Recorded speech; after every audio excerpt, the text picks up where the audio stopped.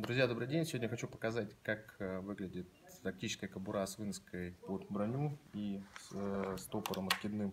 В данном случае кобура для пистолета «Гроза-21». Пистолет, кроме того, что фиксируется за спусковую скобу, также дополнительно страхуется стопором. Кобура с выноской может использована быть под броню и также под тактические ремни. Работает это примерно так.